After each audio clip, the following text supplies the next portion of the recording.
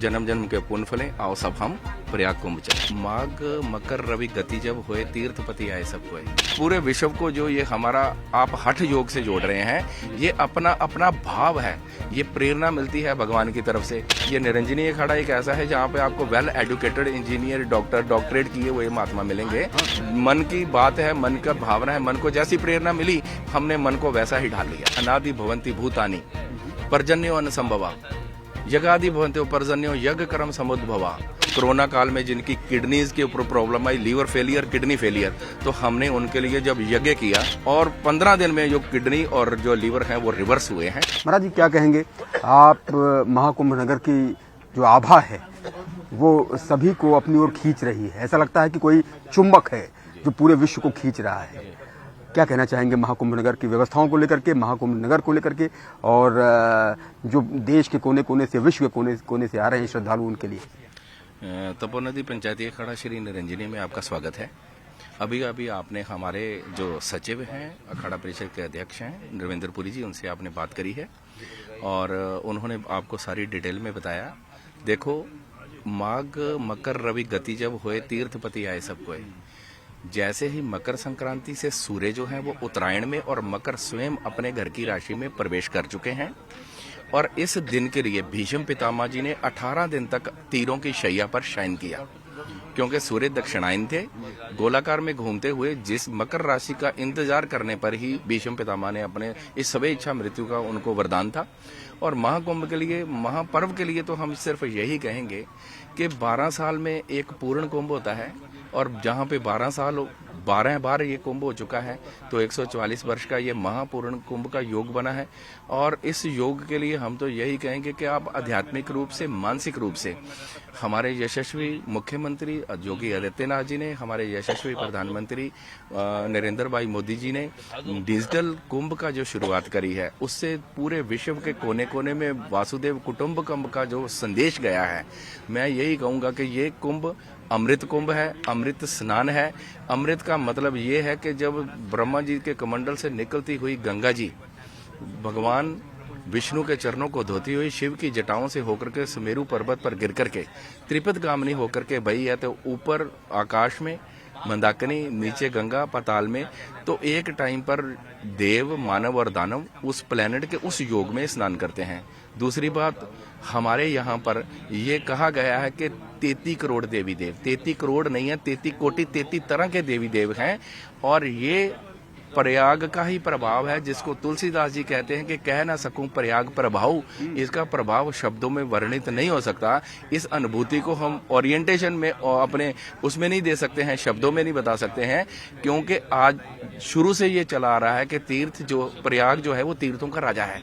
तो पूरे 1 महीने तक सारे तीर्थ जो है प्रयाग में वास कर रहे हैं, तो कहीं और जाने की जरूरत नहीं है। प्रयाग के तीर्थ में हम आएंगे, त्रिवेणी माधव के दर्शन करेंगे, त्रिवेणी संगम में स्नान करेंगे और कहते हैं कि अगर 1000 वाजपेयी यज्ञ करो, 1 लाख जो है वो राजसु यज्ञ करो और उसके बराबर 1 लाख आप धरती की परिक्रमा लो, उसके बराबर सिर्फ प्रयाग के कुंभ में एक डुबकी लगाने से हमें पुण्य अर्जित होता है। तो हम ये कहेंगे कि शुरू से महात्माओं का एक ही रहा है कि सर्वे भवन्तु सुखिनः, सर्वे सन्तु निरामया, सर्वे भद्राणि पश्यन्तु मा कश्चित् दुःख भाग् भवेत्। महाराज जी, हठ योग को लेकर क्या कहेंगे? हठ योगी का जो संकल्प होता है वो अद्भुत होता है जी। किसी ने अपने हाथ वर्षों से खड़ा किया हुआ है, कोई एक पैर पर खड़ा हुआ है। ये संकल्प क्या होता है, कैसे उपासना होती है, कैसे खान पान होता है? आपने भी जटाएं इतनी लंबी कई वर्षों से बढ़ा रखी हैं, क्या कहेंगे इस हठ योग के बारे में बताइए। देखिए, एक बात बताऊं आपको, योग का मतलब है आत्मा का परमात्मा से योग हो जाना, मिल जाना। हम है जीवात्मा, वो है परमात्मा, और परमात्मा को जीवात्मा से मिलाने वाला है महात्मा। और अगर आप हठ योग की बात करते हो तो योग के अष्टांग अंग हैं, यम, नियम, आहार, प्रत्याहार, ध्यान, धारणा, समाधि, ये 8 अंग हैं योग के। उसी में सहज योग भी आता है और हठ योग भी आता है। और आपने अभी एक प्रश्न में शुरुआत में बोला कि संकल्प क्या है, तो देखिए वो संकल्प वो है कि आप कहीं पर ईमेल कर रहे हैं और आपने ईमेल का एड्रेस सही नहीं डाला, या ईमेल के एड्रेस में एक डॉट भी छूट गया, तो आपकी मेल जो है वो डिलीवर नहीं होगी। तो ये संकल्प वो है जिसको हम साक्षी मान करके जब अपना तारतम्य आत्मा का परमात्मा से जोड़ते हैं, तो हमारी जो प्रार्थना, हमारी उपासना, हमारा यज्ञ, हमारा हवन, हमारा किया हुआ कर्म कांड जो है वो भगवान तक पहुंचता है। तो और वासुदेव कुटुंबकम पूरे विश्व को, ये सनातन की ही धरोहर है कि पूरा विश्व बिना संकल्प के अगर पूजा करेगा तो पूजा नहीं होगी। और विश्व के किसी भी कोने में, चाहे आप इंग्लैंड बैठे हो, अमेरिका बैठे हो, कनाडा बैठे हो, यूरोप बैठे हो, संकल्प आपको संस्कृत का, हमारे वेदों का ही लेना पड़ेगा। ओम विष्णु विष्णु विष्णु वर्तमान से श्वेतरा कल्पे वैवस मनमंत्रे, पूरा का पूरा संकल्प जो है हमारा ही पढ़ा जाएगा। उसकी भाषा भले कोई भी हो। तो पूरे विश्व को जो ये हमारा आप हठ योग से जोड़ रहे हैं, ये अपना अपना भाव है। ये प्रेरणा मिलती है भगवान की तरफ से। जब हम सन्यास में प्रशस्त हुए, और हम अपने घर से सन्यासी बनने के लिए तो नहीं आए थे। अभी 4 तारीख को ही मेरी यज्ञ के ऊपर पीएचडी हुई है। अच्छा। वर्चुअल मेरे को डिग्री मिली है। ये निरंजनी अखाड़ा एक ऐसा है जहाँ पे आपको well educated engineer, doctor, doctorate किए हुए महात्मा मिलेंगे। तो हम अपनी इच्छा से सन्यास में नहीं जा सकते हैं। ये भगवान की इच्छा, महती कृपा हम पे हुई तो हम सन्यास में जो है वो प्रशस्त हुए। ये भगवान ने हमारी डेस्टिनी फिट करके पहले ही पूरा प्रारब्ध हमारा बना करके हमें धराधाम पर भेजा है। और इसलिए योग में हठ योग भी है। कोई जो है वो अपने बाल बढ़ा रहा है, कोई हाथ बाजू खड़ा कर रहा है। ये सब के सब जो हैं वो तपस्या और योग के ही उपचार हैं। मन की बात है, मन का भावना है। मन को जैसी प्रेरणा मिली, हमने मन को वैसा ही ढाल लिया। महाराज जी, आपने कहा कि आपने यज्ञ पर पीएचडी की है और ये बहुत बड़ी बात है। महायज्ञ की पीएचडी, हमको लगता है गिनती के लोग ऐसे इस देश में होंगे जिन्होंने यज्ञ पर पीएचडी की है। तो कितने वर्षों में ये पीएचडी आपकी पूर्ण हुई? और आप वर्षों से महात्मा हैं, संत हैं और साथ साथ पढ़ भी रहे हैं, पीएचडी भी कर रहे हैं। क्या क्वालिफिकेशन है आपकी? किन विषयों से आपने पोस्ट ग्रेजुएशन किया या ग्रेजुएशन किया, और पीएचडी करने का ख्याल कैसे आया? देखिए, मेरी जो संन्यास लेने से पहले की जो एजुकेशन थी वो इलेक्ट्रॉनिक्स इंजीनियरिंग से मैंने करा था, दिल्ली से। दिल्ली का बॉर्न बैटअप हूँ मैं। शरीर मेरा पंजाब से संबंध रखता है, गुरुगति भी पंजाब में ही है। तो जब संन्यास में हम आए और संन्यास दीक्षा ली हमने, संन्यास दीक्षा के बाद हमारी 98 के कुंभ में दिगंबर दीक्षा हुई।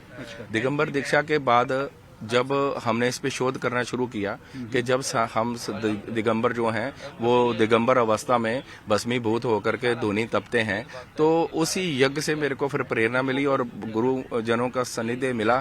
तो तब पता चला कि भगवान श्री कृष्ण जो हैं वो अर्जुन को कहते हैं अनादि भवंति भूतानि पर्जन्यो अनुसंभवा यज्ञादि भवंतो पर्जन्यो यज्ञ कर्म समुद्भवा, कि ये जो पंच भौतिक शरीर है ये अनादि भवंती भूतानि, ये हम इसको भूत कहते हैं। पंचभूत, पंच भौतिक, ये भौतिक शरीर जो है 5 एलिमेंट से बना है, ये पंचभूत है। तो इसको सबसे ज्यादा आवश्यकता किसकी है? जल और भोजन की। अनादि भवंती भूतानि, अन्न की जरूरत है। अन्न के बिना तो कुछ भी नहीं है। चलो एक बार को आप अन्न छोड़ दोगे तो जल के बिना आप कैसे रहेंगे? तो अनादि भवंती भूतानि पर्जन्यो अन्न संभवा, अन्न के लिए क्या चाहिए? जल चाहिए। और अनादि भवंती भूतानि पर्जन्यो अन्न संभवा यज्ञादि भवंती पर्जन्यो, पर्जन्यो कहते हैं बारिश को। अगर बारिश नहीं होगी तो फिर अन्न और जल कहाँ से मिलेगा? इसलिए हे अर्जुन, यज्ञ कर्म करने चाहिए। तो उसी से प्रेरणा लेकर के हमने नाना प्रकार के जो हमारे मंत्र हैं, अलग अलग प्रकार के जो हमारे यज्ञ के विधान हैं, उसी में आगे बढ़ते हमने वास्तु, ज्योतिष, न्यूमरोलॉजी और यज्ञ के ऊपर ज्यादा शोध रहा। और नित्य प्रति हम जब अपने स्थान पे होते हैं, धुने पे होते हैं, तो सुबह या शाम को हम 2.5 घंटे का यज्ञ जरूर करते हैं। और दिवाली की पूरी रात्रि हम यज्ञ करते हैं। जी, दिवाली की पूरी रात्रि आप यज्ञ करते हैं। यज्ञ पर आपने पीएचडी की है, यज्ञ पर शोध किया है। क्या पाया आपने शोध में? यज्ञ के क्या परिणाम होते हैं, क्या सुखद परिणाम होते हैं? वातावरण को ठीक करने के लिए और तमाम अन्य बाधाओं को दूर करने के लिए यज्ञ एक बहुत बड़ा संस्कार है। देखिए, यज्ञ से एक तरफ जहाँ जितना एटमॉस्फेयर क्लियर होता है उतनी हमारी आत्मा की शुद्धि भी होती है। और मेरा अपना पर्सनल जो मैंने अनुभव किया है वो ये है कि हमारे कुछ भक्त जो हैं वो किसी क्रॉनिक डिजीज से जब गुजरते हैं, कैंसर जैसी, ल्यूकेमिया, ब्लड कैंसर जैसी भयानक गुजारी उनको प्रॉब्लम आई, और कोरोना काल में जिनकी किडनीज के ऊपर प्रॉब्लम आई, लीवर फेलियर, किडनी फेलियर, तो हमने उनके लिए जब यज्ञ किया तो 15 दिन में जिसको वो लीवर ट्रांसप्लांट के लिए लेके जा रहे थे अमेरिका में, कनाडा में, कैलगरी से एडमिंटन रिसर्च सेंटर में लेके जा रहे थे, और 15 दिन में जो किडनी और जो लीवर हैं वो रिवर्स हुए हैं, और आज वो बच्चे बिल्कुल ठीक ठाक हैं। कहाँ से पीएचडी हुई है आपकी महाराज जी यज्ञ पर? मेरी असम से हुई है। ये प्रज्ञा ज्योतिष नॉन एकेडमिक संस्था है जहां से मैंने यज्ञ के ऊपर पीएचडी करी है। और आपने ग्रेजुएशन बीटेक किया, इलेक्ट्रॉनिक्स इंजीनियरिंग में बीटेक किया, किस ईयर में बीटेक किया था? और दिल्ली निजामुद्दीन औलिया से मैंने किया था। और पहले मेरी जो फॉर्मल एजुकेशन है +2 की, वो मैंने पंजाब से करी। उसके बाद मैं वहाँ दिल्ली निजामुद्दीन औलिया से करी, लेकिन क्योंकि संन्यास लेने के बाद पिता का नाम और मेरा स्वयं का नाम बदल जाता है, तो वो नाम हम दिखा नहीं सकते, वो नामों का हम सर्टिफिकेट हमारे लिए किसी काम के नहीं है। तो हमने अपना एग्जाम देने के बाद ही अपने आप को सर्टिफाई किया, और फिर एमए मैंने करी। एमए महर्षि वेदव्यास विद्यालय गुजरात से करी, और फिर ये पीएचडी करी है। और मैं आप सब लोगों को आपके चैनल के माध्यम से बहुत सारा साधुवाद, बहुत बहुत धन्यवाद।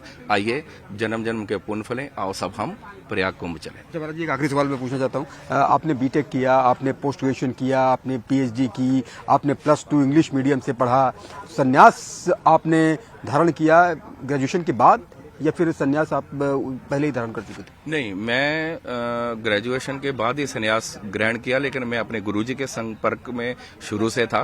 मेरा आश्रम में आना जाना रहता था, और धीरे धीरे मेरे को प्रेरणा मिलती गई उनसे। और सडन ऑफ ऑल ऐसा हुआ कि ग्रेजुएशन के बाद जब हम गुरुजी की सेवा में थे, अचानक उनका शरीर ब्रह्मलीन हुआ, तो डेस्टिनी ये बनी कि मेरे को ही वहां पर जो है वो चुना गया उस आश्रम के अध्यक्ष के रूप में।